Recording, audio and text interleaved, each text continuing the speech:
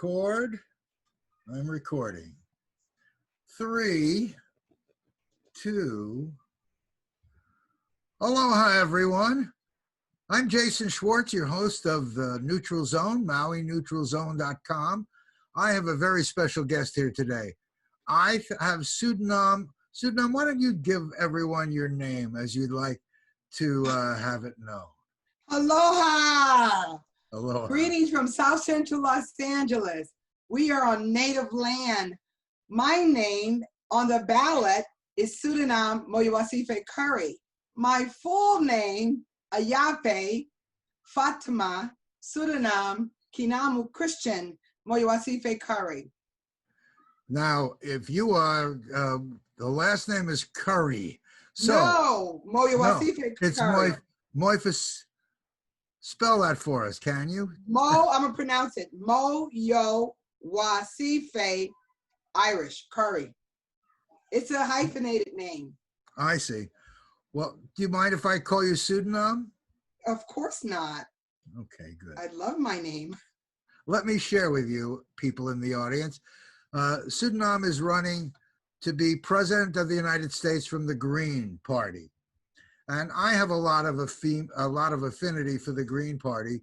In 92, 94, and 96 of that last century, when the Green Party was just starting in Hawaii, I was a candidate. In fact, ran for mayor in 1994. And this year, we have a need of values.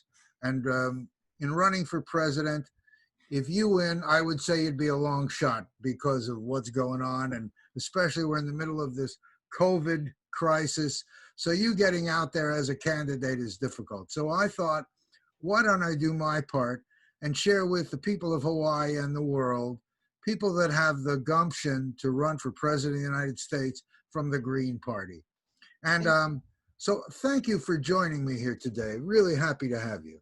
The same. I've enjoyed all of our conversations, and I'm very proud of your run to make the Green Party a party of importance in your state. I'm very grateful. Absolutely. And I don't think we have any candidates running here locally, but I think that the values that I hold so dear from the Green Party have all kinds of colors and persuasions of people and ideas. But what is it that drew you to the Green Party? This isn't your first time running, I understand. No, I like to take a step back. I'm a 4th generation farmer. I come from a long line of agricultural soil and earth first love from my family. So from the beginning of my existence, I understood the damage that our life as human beings was having on our planet, our Mother Earth. And I knew, like the rest of my generations understood, that the earth does not need us.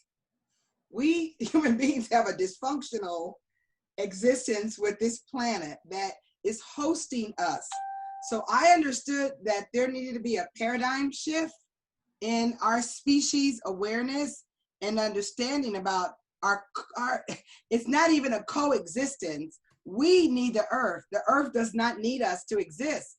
So right. I've always known, because I'm a soil person, that the majority of our species does not understand, in the end, nature will always win. I've always known that. So my parents have been supportive of the Green Party before us, but being raised in California, I'm 58, so I was born in 1962. So my view of the world is from a proactive one, because my parents, folks in my community, we got the first Black councilman in my district. We got Gilbert Lindsay. Before him on the council was Tom Bradley, who became the first Black mayor. Right. Shirley Chisholm ran for president. So I grew up looking at the system working.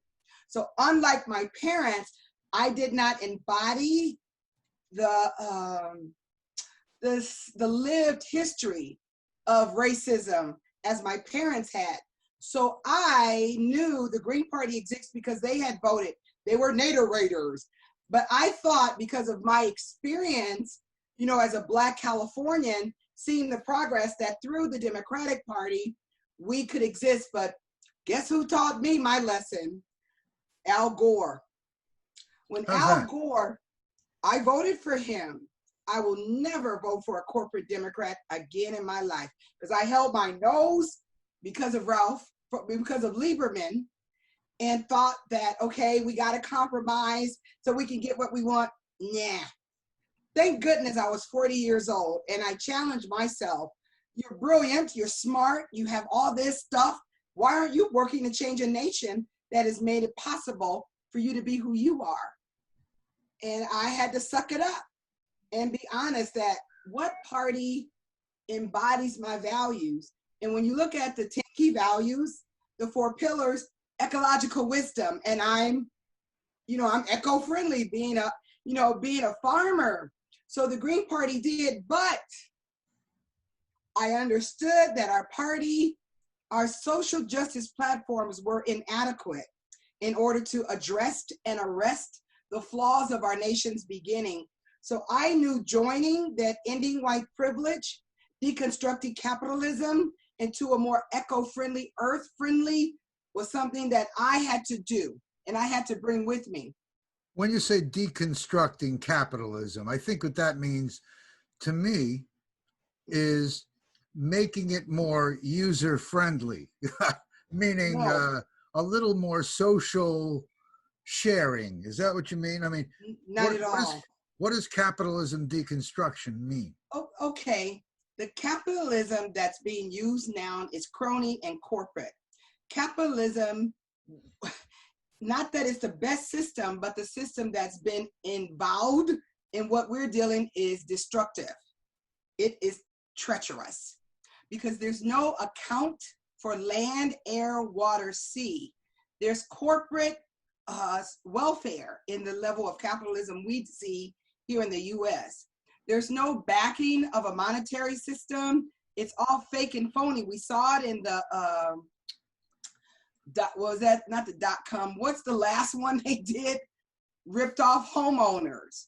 So this capitalism is not built to sustain, but we have to deconstruct capitalism because this capitalism is not this capitalism of 4 other strains. So I believe that most people don't understand capitalism. It's not a good system. Most people don't understand socialism. I, in fact, facilitated the eco-socialism workshops in 2016. I had to grow and evolve to green system change, which eco-socialism isn't. And what happens is that there's no clear path right now for looking at ecological economics because no one has designed it to put benchmarks on a 5, 10, 15. So our campaign started this conversation months ago, but we started it in a measurable way last month. So every problem has a solution. So I believe we have enough brain power, enough intelligence, and enough lived experiences with the planet and best practices to come up with a system, green system change that's based on ecological wisdom, because you have to accept as our species, no other species pays to eat and live on the planet except for us. Birds don't need a credit card. Cows don't need a credit card. Well, yes. My cow got it wrong. My cow has a credit card. My cow has a credit card. No, seriously though. When you're talking about a system change, I bet we can agree that most people on hearing something like that are going to be in shock. So I'm sure, well, again, I'm saying most people are going to be in shock, just like right now. And we get a check, a stimulus check, all of us who or whatever qualify, of $1,200. What is $1,200? It's a one-time thing. For some people, it's a lot of money. For some people, it's a little money. What about next month? What are we doing to change things, to make things sustainable? All these people are going to be suddenly dumped back with no help into working, and their jobs won't be there. 40 million Americans out of work. we're giving away food, we're trying to figure out how to deal with it. This will take discussion. That's all I'm saying. When you talk And about if you heard me, eco-capitalism, I said we started a conversation. All of us need to agree on some basic things. Capitalism isn't working. Us getting $1,200 a month based on this system is not sustainable. well, and I'm just saying, even what they're doing now, we know what's working on now is not working. Okay, we agree on that. We You all were agree. like, you were just born, or practically, when our President Nixon, in his lack of great wisdom, in my opinion, went off the gold standard with our money. And suddenly we could print, and we are now, the whole world is not based on anything real and tangible. It's based on air. And so when we used to talk about $1 trillion and $3 trillion in debt, we just doubled and tripled that in the last couple of months. So Jason, you heard me say that this capitalism has no backing. So you and I agree on that. So yeah. I'm starting with facts. This capitalism is not sustainable. You have already agreed with me that something's not working. Third thing is that it's not based on anything tangible.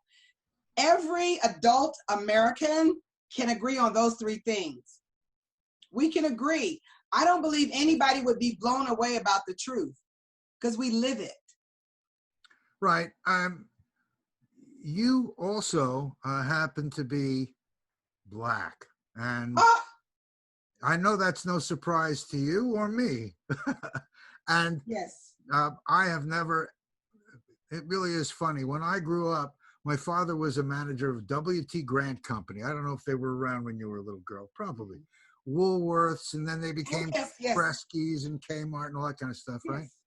But his first store was at 125th Street and Broadway in the middle of Harlem. And so I see pictures of me as a little kid. You know, we're the only white people. Everybody else is Black. I never had a color issue.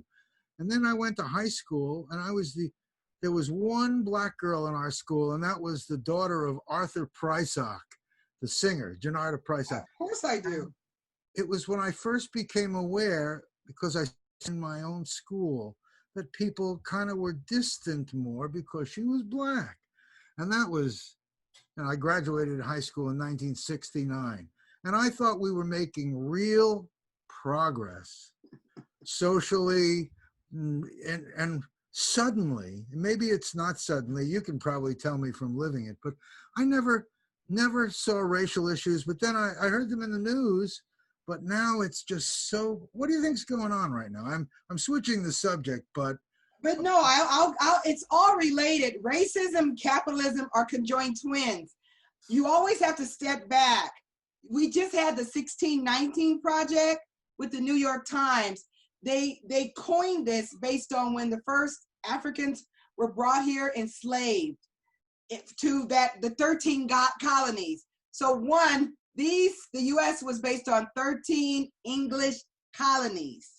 They came here against the wishes of the native people here. So first and foremost, the U.S. and in the Green Party platform, they got it wrong too. This was not an experience, a positive experience. This was imperialism, colonism at its worst. The first group that start forming, as the Tea Party, all that history we all know, they didn't allow European Americans DNA because there's no such thing as whiteness. That's a construct that needs to be deconstructed. You could not vote in America, even if you were European DNA, unless you were a landowner. That's class. The second group that couldn't vote, women, European American women. This year, we celebrate the 100th year of suffrage. Women suffered to be able to vote.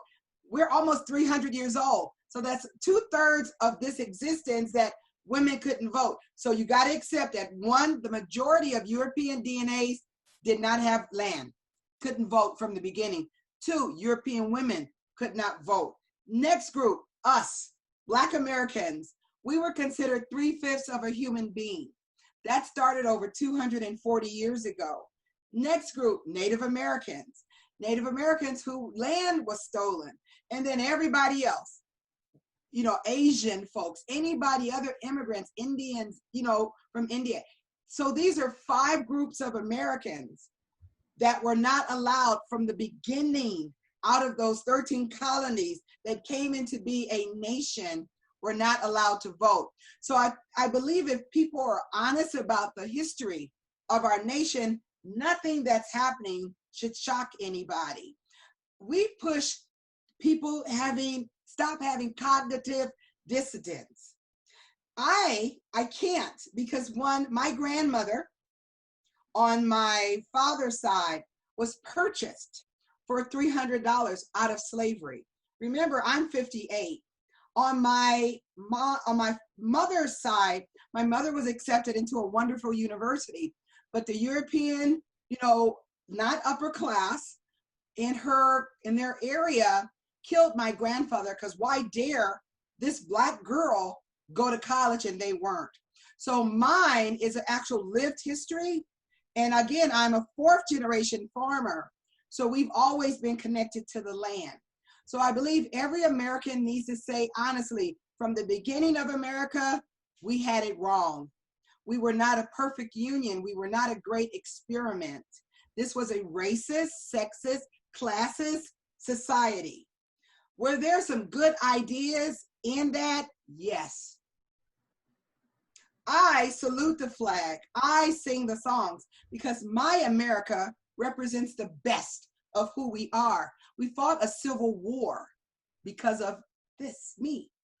I am proud of every American, of every hue, every nationality who fought so that I could go to school. I could be the president of America. So this, we all have to accept that who we are was paid for with blood, with humility, with love, with caring for it to make a perfect union. So I think all my brothers and sisters have to acknowledge that we cannot live in isolation of all these issues that I named, the 5 groups. So if so, you want to deny the existence of the pain and blood that our freedom that we have today was fought and won with. So now, today, we are we're watching for the last 8 days, outbreaks every night. 9 days, 9. Okay, it too much. And it was all because of a horrible experience that I've heard police officers just in horror over what happened. And I've seen things not exactly, but quite like that here in Maui, Hawaii, believe it or not. So I know that this problem exists, and it doesn't only exist with Blacks, but sure is the focus right now. But what do you think is going on now? How can we solve this and kind of take the temperature down? Do you have any feeling for that? Well, 3 things. First, you have to understand that George Floyd was murdered in cold blood. Yeah.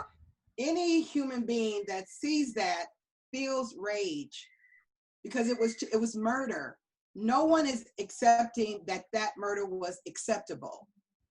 I've not met nobody who said it was okay. So that shows our humanity as Americans, as global citizens.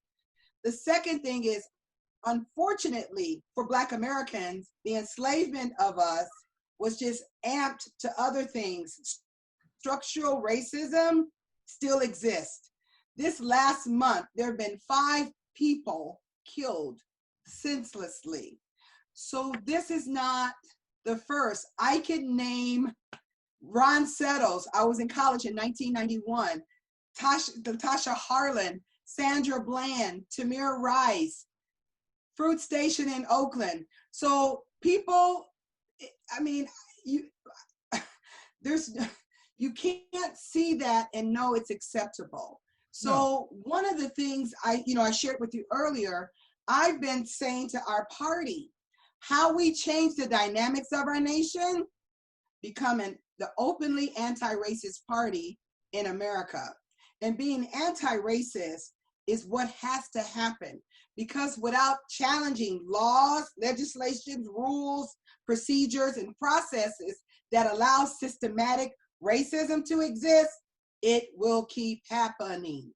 The only way you end it is deconstruct it, challenge it, and keep evaluating everything. So no one is subjected to what has consistently been going on in our nation for the last 400 years. I shared with you a flyer. We did an open read. And again, well, you don't know, but I'm degreed in Black Studies. And the only reason I went to college is because all 13 of my beautiful, intelligent brothers were arrested and went to jail. And the only reason I went to school was to find out why. How come my brothers all gone to jail? Racism, structural racism.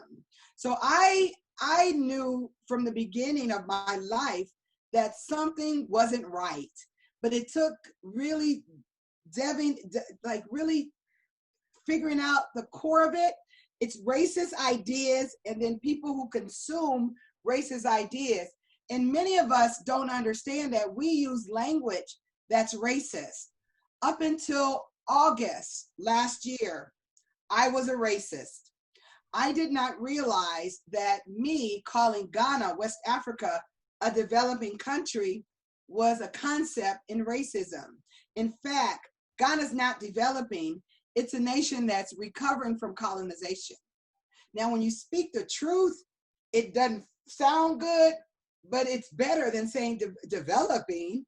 The US is a developing nation. We have not got it right. We have the majority, 13% of the population, but we disproportionate. The disparities in housing, jobs, education, we're not developed.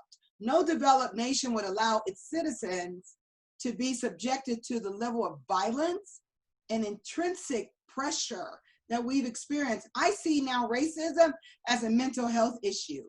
And I've challenged our party to address racism, and we can do it. We've made ecology sexy. Everybody wants to be green. They don't give us credit, but the Green Party brought green into the mainstream. We can bring anti-racism into the mainstream as well. Our platform is about ending racism. Let's start and become the openly anti-racist party right now, next month in 2020. We will not only get ballot access, we'll take the White House. Well, I only have a couple of things to say about that. One, when we have already seen in our short-lived time together, you and I, that the Green Party is a party very much like the other parties and structured like the other parties, and it may not have a racial prejudice, but even in trying to set up interviews or things, you hear people with all their opinions so early about getting the word out only for those that are qualified, and that bothers me, you know. Well, here's the thing. 80% of Greens are decent people. You contacted me. Sure. That's how I've been able to keep managing. I've set up, our campaign has been the setup behind all the debates, all the online debates. So here's the good thing, we can pull it off. Those 20% do not dominate our intelligence. We're critical thinkers. You know it's not right. I know it's not right. And what are we doing about it? You had this interview. Yeah. Right now, the state of Oregon has listed all of us. The state of Ohio, because I stood up and some of the candidates joined me to make sure that everybody's voice was heard. Now everybody has to stand up. It's that simple. Greens are not stupid. They know, think about it. Look at the two people who they are pushing for. They're not getting billions of dollars, billions of votes. I'm still on number 3 without being recognized. I'm going to win a state. I just got a letter of endorsement. You'll hear about it. So nobody's buying that. Maybe 20% are buying it, but let's guarantee that we left that and we will leave it again. This fight we're having is to save our party from that 20% who we're going to kumbaya them into the next century. I'm not concerned. I see what has happened in Ohio, in Chicago. When you stand for justice, truth follows. I'm not concerned at all. We have a contested convention. I've told Howie and Dario, you're cowards, move on. You don't have to be a good leader, but you need to learn how to lead. So liberty or death, I know. And death means death in your thinking.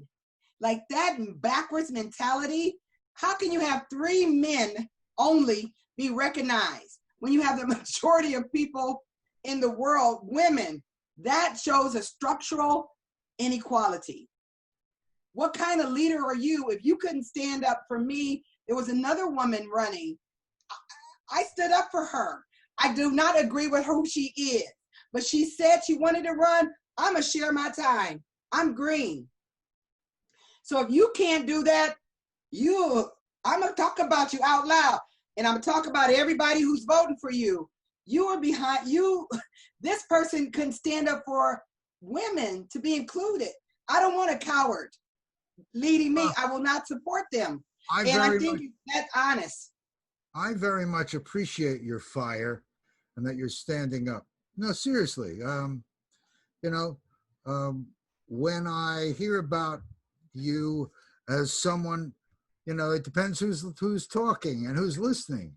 I very much appreciate that you're eloquent at what you say. You're not just standing up with a lot of hot air. You're very substantive. What do you think is happening here this year with all that's going on? How are we going to diffuse? I mean, we may not have the answer. How can we diffuse all these issues that are going on now? Number one, the COVID thing. Number two, the racism that's now. When I see these things in different cities, it concerns me that the people that are looting have nothing to do with the people that are standing for their principles. They seem to be very separate groups, nothing to do with each other, yet they're being lumped in together. And somehow the people that are listening want to talk about all that's happening as the lefts. And, you hear all kinds of stuff in the media. How are we going to come together and move from where we are now? How can you help that? I mean, it's really simple. It's about leadership. This Sunday, we're having the second of an open book reading and discussion on how to become anti-racist. The solution to our nation's problem is simple: anti-racism. If people of color know that you are making a genuine attempt to address the inequalities that we've experienced, who would not support you? It's not brain surgery. This Sunday that's coming up, how do people find out about that? SEDINAM 2020, Facebook group, SEDINAM 2020, our website. I have a flyer, and I've been posting it on all the Facebook groups. We'll be sending that, as well as the 3 questions you've asked me, I've answered almost on every interview for the last 9 days. So I'll be attaching that, my thoughts on George Ferguson, and those 2 questions you've asked me. You mean George Floyd, right? Yes, I'm sorry. That's all right. A lot of talking the last night. I think it's important for our audience to know SEDINAM is spelled SEDINAM 2020. Yes, I'm very grateful. So this is the brain surgery. We can do it, Green Party. Imagine, Jay, we come up with a platform by and before our July convention. We vote and become the first openly anti-racist party in America. Mm-hmm. We win. 40% of Americans don't vote. They don't. And look what happened to Bernie Sanders. There was an exodus of Democrats like myself. I understand because I was sucked into Al Gore. So when these folks come to us, it changes the dynamics for the whole nation if we are anti-racist. I can poll, it takes 15% to poll to get into the nationally televised debates. Black educated woman whose leadership is unquestionable.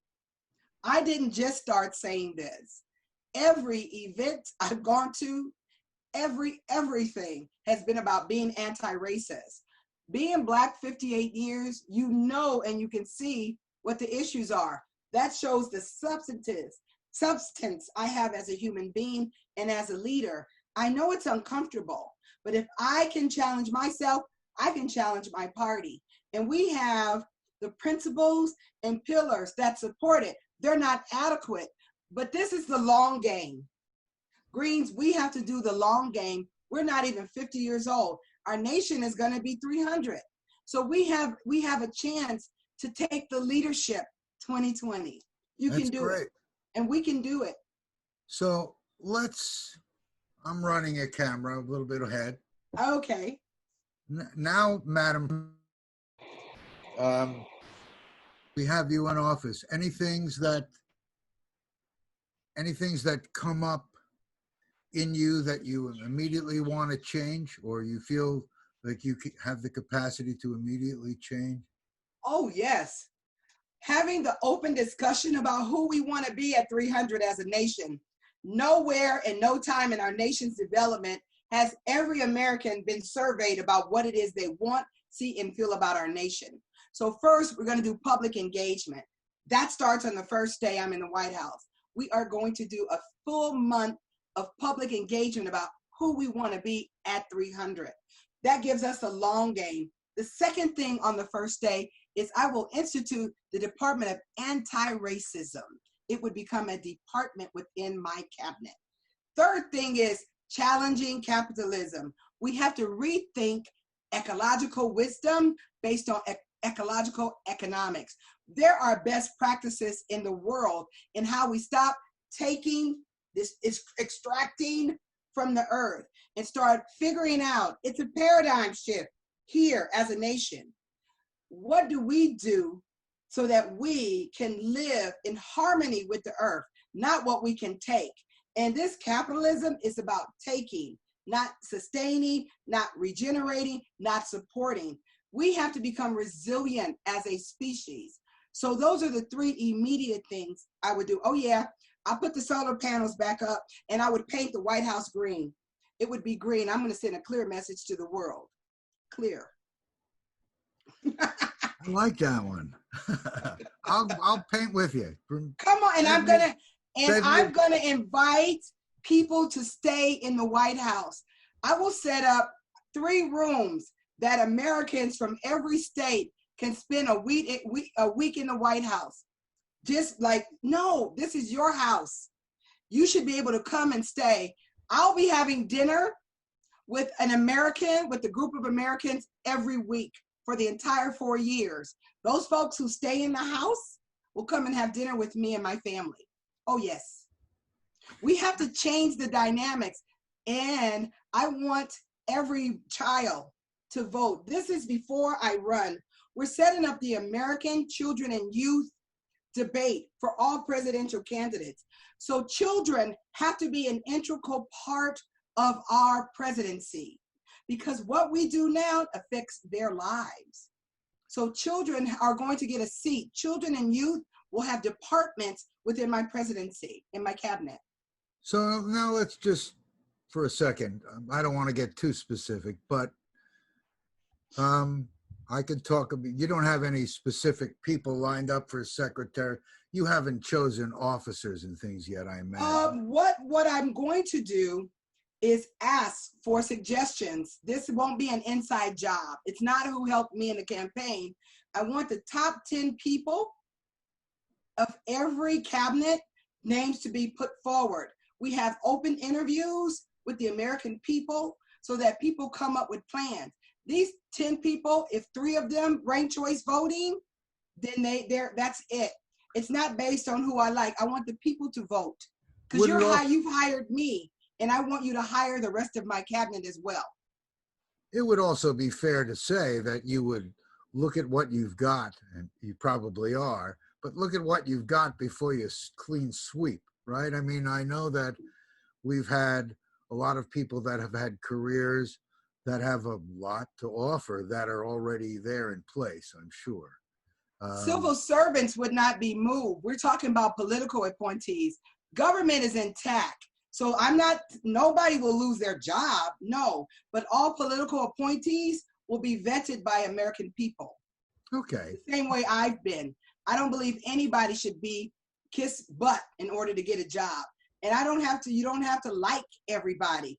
If we are committed to the goals that the American people voted me for, they will also see that in you, and we can work together. I'm not afraid of conflict at all, as you can tell. You know, you got this light on me and I'm sweating. Well, you know, please excuse me. I just wanted to be sure that you had enough light so people could see who you are. Let's suppose it's possible you might not win in November. So if that were to happen, how would you be directing some of your time and energy? Because I'm sure that as people are listening, they'd like to embrace a lot about you. And we don't know where things are going, where people will cast their votes, but you have a lot to say and a lot of things that could continue to happen with or without your presidency. Definitely. Our campaign was it last November? We started the Shirley Chisholm People of Color Political Training Institute. So every bit of knowledge I learned, right there. Unless the Green Party deals with racism, we're just talking green values. If there's, no addressing disparities, it's just talk. So we set that up, and we've been holding meetings and doing things. We're recruiting people of color and anybody that cares about real green values and understanding racism, ecological wisdom, and economies. Then they can be trained and learn and groom. I mentioned this is a long game. Our nation has less than 60 years to become 300. This is not a quick fix. It's a long game. I won't stop being green. I won't stop being who I am. I joined the Green Party knowing those are the three things I need to work on. And I won't stop doing that. That's my commitment. One of the only ways I was able to get this level of connection, I've been to 45 states, is because I ran for president. I had run, and I believe this is one of the issues in our young party. People should not jump up and run for president. Back in 2008, I ran for vice president, and I was the de facto campaign manager for all the candidates in 2008. And what happened was it taught me how to run a campaign. It taught me how to network. It taught me what's needed at that level nationally. One of the reasons you see me articulate, I know how to deal with things, I can make things happen, I was trained through that process. I believe everybody should run for vice president first. Nobody should run for president unless they run for vice president, because it gives you an insight into how things are getting done.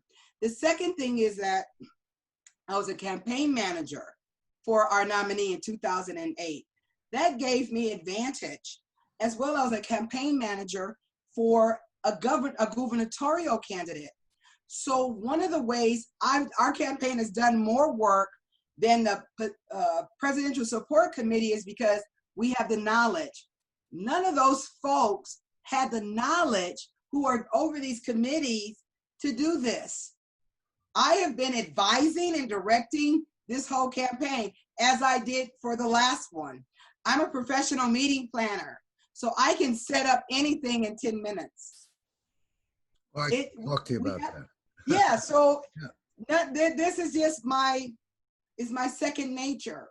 I've been working with everybody to set up debates, to set up press. I've given more help to more people than the whole Green Party has. So they're at a disadvantage because they're not my equal in terms of professionalism. Every major step that's been set up, our campaign has done it. Well, I'm hoping that this interview can be put out widely and be of some value to you in your campaign. I appreciate it. I really very much have appreciated you and your power and presence. You're not shying away from any issues. Any issues besides racism that are on the tip of your tongue that you'd like to address? Or even not on Sexism. the tip? Sexism. Our nation, we have to address the inequalities and the disparities in wages and rights for women. We are a supermajority, but it's a mindset. So we have to deconstruct patriarchy and have to really call men to task and women. We got to change how we relate to each other. It's For just sure. too bad. But I'm more thinking down in the nuts and bolts, you know, working here.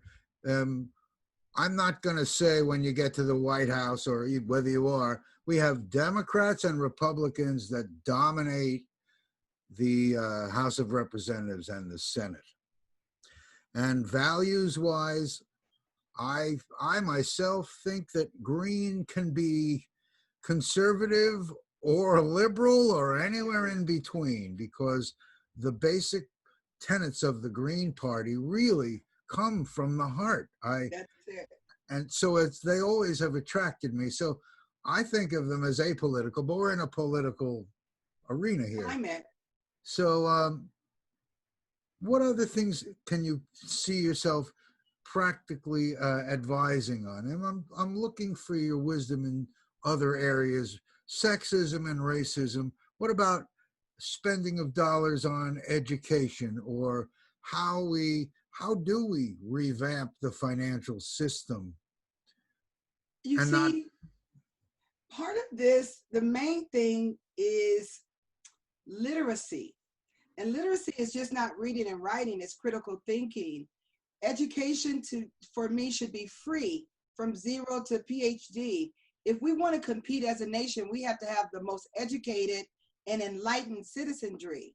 So my goal is to wipe out any need for money for education. Everybody in our nation must become educated. I am a proud product of Head Start and public education. I'm in California, and Pat Brown, Governor Brown, he set up the university system that I went through. Though I'm now saddled with debt, you know, advancing my education, I could not be who I am without free education. So I know that every American has to have education, be it vocal, training, academic. We all have to be critical thinkers. The majority of folks in prison are there because of lack of education. Every social problem we have is rooted in ignorance about something. So if we reimagine our society of one that's loving and heartfelt, not that we don't have to defend ourselves, because I'm a gun owner. So I think it's how you approach. Dialogue, discussion, and critical thinking are important. There was an Italian, I want to say he's Argentinian, psychologist who there was an experiment where he had mice, and he put all the wonderful luxuries that mice would like, and then he took and put all the bad things. The mice did better with the good stuff. So I think we do better with good stuff. And we just have, this crony capitalism has disproportionately affected the majority of Americans, that we don't even see a path to be all we can be. No one wanted to wake up to be stupid. I don't think nobody was built to be stupid. We haven't given them the love, the support, and the resources to be resourceful, to do what it is they were put on earth to do. We are cheating ourselves out of brilliant, artistic, loving, so much. I was downtown 2 days ago, you know, with the protest. There was an older brother. Not sure if he was blind, but he had some health issues. His voice was angelic. I was stopped. He was just humming, but I heard him. I stopped and listened for 15 minutes. And he was like, "Is somebody there? I've been listening to you for 15 minutes. I said, you need to go to opera school. He said, you're right. You know, so we did some discussions about how to make that happen.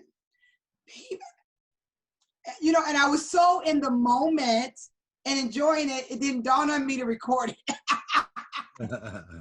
You know, but it was like, his humming stopped me.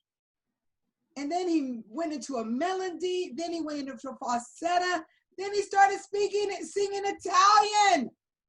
Oh my goodness.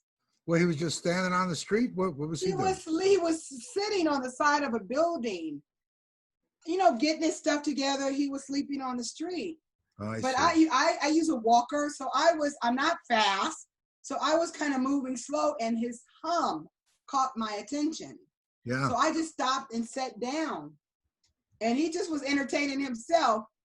And I think I might have said, wow, you know, I might have made a noise or something out of excitement. And he said, are you listening to me? Yes, I've been here 15 minutes. And it was just marvelous. That's wonderful. Yes. So I believe as human beings that we cheat ourselves by not ensuring that everyone's their best self. How many songs, how many pieces of art, how many inventions, how many solutions to problems are we cheating ourselves out of by not providing a platform for everybody to be their best?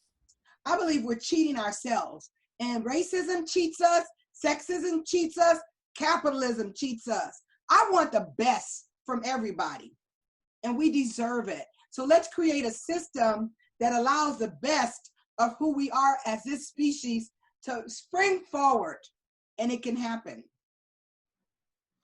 You are delightful. You sound more like, you know, I want to say a leader of a rally. I'm trying to think of you as president. You know, I guess you're the kind of person I'd like to be part of what you're doing, because it sounds like you're looking for people like me and others. Yes, I am. We just have to join forces. Yep. It only takes 15% of Greens to tip us to that 25%. And then when we get on the national stage, our party will shine. The majority, I've been to 45 states in my runs for vice president and now president. I could be at a supermarket. I'm getting ready to pay. The checker says, they paid for you. I can be at a toll booth. Oh, they paid for you. I could be at a gas station. They paid for you. America, we're ready. We're ready. I love my nation. I could not be who I am without Americans. I'm a product of a nation that has a heart for good. Any crisis, we show up. Look at European Americans standing in front of police with Black Lives Matter. We're ready. Don't believe the hype. Don't believe the news. Don't buy their narratives. We love each other. We support each other. I don't believe it because I live it every day. Today, my neighbor, for about 2 months now, you know, because we're quarantined. I mean, we're locked down. So I listened to her 2 children and the grandmother, and I play with them, you know, not physically, but make stones. Like today, we were pretending we were having snow. I didn't know that they were not allowed to be throwing the plant stuff, but I'm all with them on the other side. So the mom, you know, I wanted to ask her about something. So she's outside with her new baby, and I'm talking to her about what we did today earlier when she wasn't here. And she said to me something. My mother told me that they don't fight when I'm not here. I screamed, yes! I've been trying to figure out how to tell her that we don't have any problems unless you're home. And, you know, we have that level of honesty.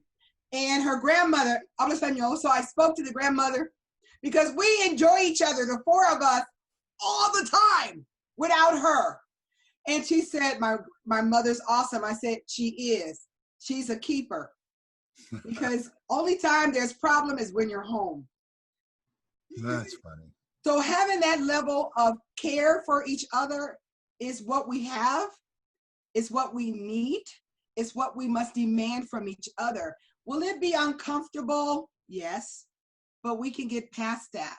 If we can get past the enslavement, the broken treaties, a civil war, we can mend, heal, reconcile, and love each other for the next 60 years. So America is a perfect union. I want to sing my song. It's paint. So you're painting the White House, make a house green. Paint the White House green. Won't you help me to paint the White House green? SEDINAM 2020. Join me. I got you for a week at the White House 2020. Well, you've been really a pleasure to talk to. You too. I wish you the very best, and I hope that everyone that's viewing will give you careful and strong consideration, because I do you have a too. lot to say. Can you do SEDINAM. a screenshot? Can you do a shot of us? Sure. I don't know how to do it. Well, I'll be making screenshots and sending them to you. All right. Here's my little Hawaiian shaka. Can you do one of those? There we go. Get it in screen. Where am I? You got to get, oh, there we go. Now, aloha is truly from the Aloha. heart. You're really a from the heart candidate. I am. I'm wearing red. You've got white behind you and blue. We got the right colors. Red, white, and blue. America. America. We're it. We're the new America. Well, it has been a great pleasure to be here with you. I hope we can do this again before November. Please. Host a debate. I told you, host a debate. Well, we got to rustle up some people. We'll see where that happens. How's it looking? How's it looking? Did you get your volunteers? The fact of the matter is, a lot of people talk about it, but they want somebody else to handle it. And that may be the case here. But I know that what we're doing right now, you and I, I'm grateful. stands tall. And we'll see where it goes between now and November for sure. Thank you. Thank you all for joining us. Thank you, SEDINAM, for being here with us. My pleasure. See you again. Bye. Aloha, everyone. Bye-bye.